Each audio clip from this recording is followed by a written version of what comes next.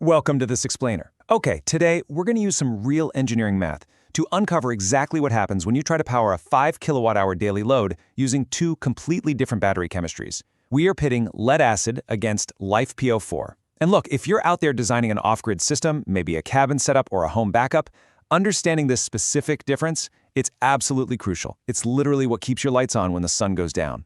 You know, you've probably seen this common, completely oversimplified advice floating around online. People will just tell you, hey, just divide your watt hours by your voltage to find your amp hours, right? They're assuming that a battery's advertised capacity is fully usable. Like the label says 100 amp hours, so you get 100 amp hours. Well, taking that advice at face value is exactly where things start to go sideways. So let's dive into this question for a second. Why do so many DIY solar setups technically work on paper, but then completely fail in the real world overnight? It's because sizing for nominal capacity, the big bold number printed on the sticker, instead of the actual usable capacity, leaves people quite literally in the dark. Their systems unexpectedly shut down simply because the math they used didn't account for how the chemistry actually behaves under a real load. So here's our roadmap to figure this out. 1. The usable energy myth. 2. Inverter losses. 3. Sizing the battery bank. 4. Voltage sag and lifespan. And finally, 5. Surviving the real world. Let's get into it. Starting with Section 1, the usable energy myth. Rated versus usable energy. This is the fundamental problem right here. It plagues so many DIY solar builders and causes massive headaches from day one. A 5 kilowatt-hour battery almost never provides a true 5 kilowatt-hours of usable energy. Rated energy is what you're buying at the store, but usable energy is what you actually get to use if you want your system to survive long-term. If you ignore this distinction, you are immediately setting yourself up for an undersized battery bank. Moving on to Section 2, inverter losses, bridging the AC/DC gap. So before we even look at the batteries themselves, we've got to calculate what the system actually demands. Your appliances consume AC energy, but your batteries store DC energy, so we have to bridge that gap. Let's say your target is 5,000 watt-hours or 5 kilowatt-hours of daily AC load. You're passing that power through an inverter, and well, that inverter isn't perfectly efficient. There's a toll to pay. Assuming a realistic 90% inverter efficiency, we take our 5,000 watt-hours and divide it by 0.90. This reveals that our battery bank actually needs to deliver 5,556 watt-hours of DC energy just to give us our 5,000 watt-hours of AC power. Ignoring this is usually the very first mistake people make. They end up automatically undersizing their bank by 10 to 15% right out of the gate. All right, Section 3, sizing the battery bank, lead acid versus LiFePO4. Now that we know our real, actual target is 5,556 watt-hours, here's where it gets really interesting. A battery chemistry's depth of discharge, or DoD, completely changes the math. Basically, batteries do not like being drained to absolute zero. Lead-acid batteries in particular, they degrade rapidly if drained too deeply. To ensure a long service life, you really shouldn't discharge a lead-acid battery past 50%. LiFePO4 chemistry, on the other hand, behaves entirely differently.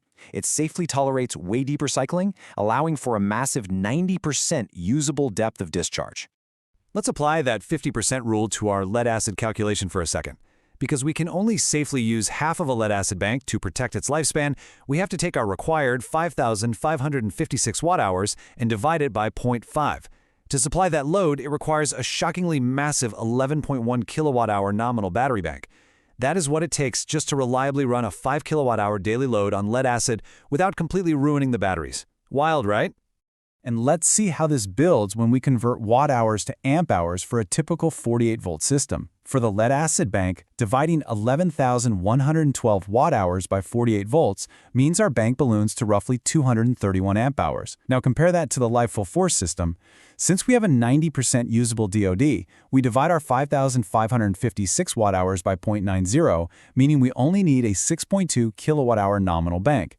At 48 volts, that's roughly 129 amp-hours. So you've got the exact same 5 kilowatt-hour load, but incredibly different physical battery sizes. Which brings us to Section 4, voltage sag and lifespan, performance under load. You see, physical size and the capacity written on a sticker aren't the whole story. We really have to look at how the voltage behaves under an actual load. When you pull a heavy load from a lead-acid battery, its voltage just collapses. It sags significantly. And when the voltage sags, inverter efficiency drops, and you're going to hit the low voltage shutdown on your inverter way earlier than expected. This means you might get cut off before you even reach that theoretical 50% limit. LiFePO4, however, maintains this beautifully flat, stable voltage curve. The power stays consistent, giving you way more actual, real-world usable capacity. And regarding lifespan, if you accidentally deep discharge that lead acid bank repeatedly, you cause permanent sulfation, basically ruining the battery. LiFePO4 just tolerates those deeper cycles and partial charge states far, far better. Finally, Section 5, Surviving the Real World, Critical Risk Points. Okay, sizing the math perfectly on paper won't save you if you ignore the physical realities of the hardware. Here are 5 rapid-fire risk points you absolutely must avoid. First, oversizing your inverter without the battery bank to back it up. A large 5 kilowatt inverter at 48 volts can pull well over 100 amps of DC current. That much current causes massive voltage drop and heat, which will easily stress undersized lead-acid terminals. Second, chronic undercharging of lead-acid banks. Repeated partial charging permanently reduces their capacity through sulfation. Third, building with zero reserve capacity. Look, batteries age, and cloudy weather happens. If your system barely works on day 1, it is for sure going to fail in a year. Fourth, incorrect fuse sizing. High-capacity banks deliver extreme fault currents. You absolutely need proper Class T or properly rated DC protection. And fifth, this is the major Achilles heel of LiFePO, charging them below freezing. Unless they have internal heating or specialized BMS protection, charging below 0 degrees Celsius can permanently destroy a LiFePO cell. You've got to watch out for that. So as we've seen, battery sizing is about so much more than just amp hours.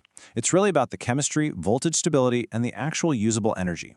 Now that you understand the true engineering math behind what keeps the system running reliably overnight, consider this final question as you design your own off-grid system. Knowing the real numbers, would you rather oversize a cheaper lead-acid bank to handle all those limitations or invest upfront in a smaller, much more stable LiFePO4 system? Think about it. Thank you so much for joining me for this explainer, and I really hope this helps you build a system that stands the test of time.